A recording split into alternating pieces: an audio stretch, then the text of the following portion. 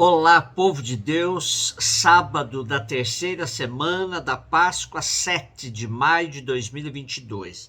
A nossa reflexão de hoje é a partir de Atos 9, de 31 a 42, e João 6, de 60 a 69. Naqueles dias a igreja vivia em paz em toda a Judéia, Galiléia e Samaria. Ela consolidava-se e progredia no temor do Senhor e crescia em número com a ajuda do Espírito Santo. Pedro percorria todos os lugares e visitou também os fiéis que moravam em Lida. Encontrou aí um homem chamado Enéas, que estava paralítico e há 8 anos jazia numa cama.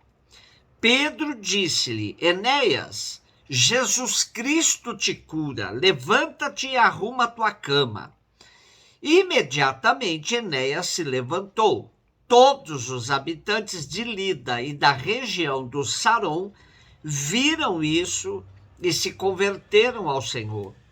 Em Jope havia uma discípula chamada Tabita, nome que quer dizer gazela. Eram muitas as boas obras que fazia e as esmolas que dava. Naqueles dias ela ficou doente e morreu. Então lavaram seu corpo e o colocaram no andar superior da casa. Como Lida fica perto de Jope, e ouvindo dizer que Pedro estava lá, os discípulos mandaram 2 homens com um recado: vem depressa até nós. Pedro partiu imediatamente com eles, e assim que chegou, levaram-no ao andar superior, onde todas as viúvas foram ao seu encontro. Chorando, elas mostravam a Pedro as túnicas e mantos que Tabita havia feito quando vivia com elas. Pedro mandou que todos saíssem. Em seguida, pôs-se de joelhos e rezou. Depois, voltou-se para o corpo e disse: Tabita, levanta-te. Ela então abriu os olhos, viu Pedro e sentou-se. Pedro deu-lhe a mão e ajudou-a a levantar-se. Depois chamou os fiéis e as viúvas e apresentou-lhes Tabita viva. O fato ficou conhecido em toda a cidade de Jope e muitos acreditaram no Senhor. Lucas passa a impressão de que já havia uma rede de comunidades espalhadas em toda a Judéia, Galiléia e Samaria, as 3 grandes regiões da Palestina. Porém, aqui em nosso texto, a palavra igreja, eclesia, refere-se mesmo a Jerusalém, pois ainda não se havia chegado à ideia de uma igreja universal, como comunidade de comunidades. Essa ideia vai começar a ser veiculada depois da experiência dos primeiros em Antioquia. Lucas introduz aqui, logo após a narrativa da conversão de Paulo, algumas ações de Pedro que ele conseguiu recolher de tradições populares sobre Pedro. Os relatos de milagres mostram um paralelismo total entre os sinais de Jesus e os de Pedro. Jesus, então, continua agindo por meio de Pedro. Interessante observar que Pedro circulava entre as inúmeras e minúsculas comunidades dispersas pela Judéia.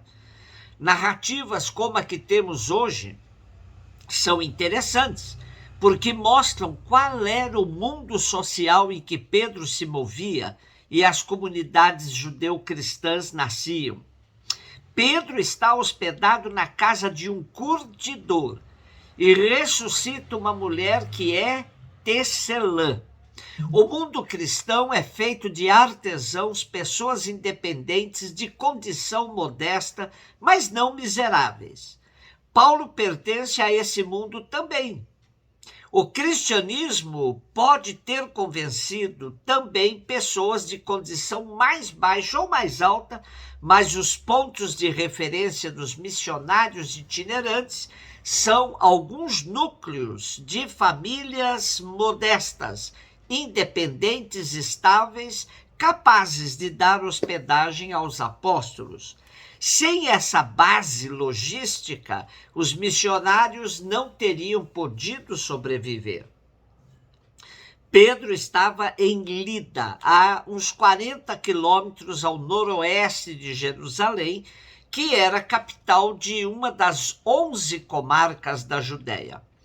Ele foi aí contatado por habitantes de Jope, que ficava a uns 15 quilômetros a noroeste de Lida. E em Jope, Pedro se hospeda na casa de um curtidor chamado Simão. O trabalho de curtir peles era considerado impuro entre os judeus. A comunidade onde Pedro se hospeda não se submete aos critérios rigorosos dos doutores quanto às leis de pureza.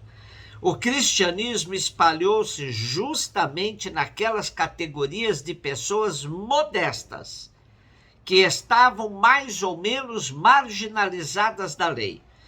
O cristianismo legitimou a prática dos judeus marginalizados. Aí fez sucesso e cresceu. O cristianismo era um judaísmo ao alcance das pessoas simples, que já não se sentiam expostas às condenações dos doutores. João 6, 60, 69. Muitos dos discípulos de Jesus que o escutaram disseram: esta palavra é dura, quem consegue escutá-la?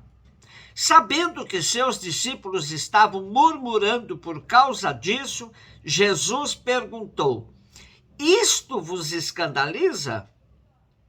E quando virdes o Filho do Homem subindo para onde estava antes? O Espírito é que dá vida, a carne não adianta nada. As palavras que vos falei são Espírito e vida, mas entre vós há alguns que não creem. Jesus sabia desde o início quem eram os que não tinham fé e quem havia de entregá-lo. E acrescentou: é por isso que vos disse, ninguém pode vir a mim a não ser que lhe seja concedido pelo Pai. A partir daquele momento, muitos discípulos voltaram atrás e não andavam mais com ele. Então Jesus disse aos 12: vós também vos quereis ir embora? Simão Pedro respondeu: a quem iremos, Senhor? Tu tens palavras de vida eterna. Nós cremos firmemente e reconhecemos que tu és o Santo de Deus.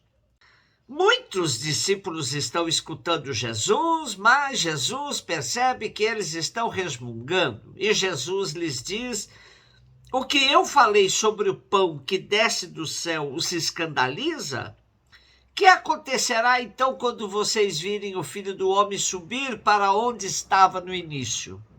Como diz Johann Konings, os que esperavam um profeta e rei que fornecesse pão, um Messias que ficasse com eles para resolver problemas que eles mesmos deveriam resolver, não poderia imaginar que o Filho do Homem se sirva da cruz para subir ao céu.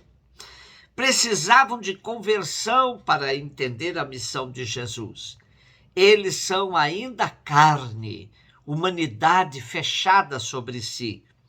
Compreender Jesus é obra do Espírito de Deus. Nas palavras de Jesus, encontram-se espírito e vida, mas a carne não serve para a transformação da gente. Jesus, em tudo isso, sabe bem que nem todos os que dizem discípulos realmente acreditam.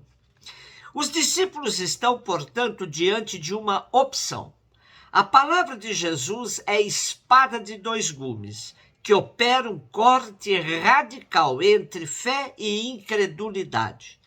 Entre os que se dizem discípulos, muitos viram as costas para Jesus. E vocês? Pergunta Jesus aos 12. Os discípulos por excelência querem ir embora também? Pedro, falando em nome de todos, responde: Senhor, a quem iremos? Você tem palavras de vida eterna e nós acreditamos firmemente e temos certeza de que é o Santo de Deus. Frente a Jesus, é preciso tomar a decisão definitiva de nossa vida. Ou o segue ou o nega. Palavra da salvação para nós hoje e sempre. Um beijo no seu coração.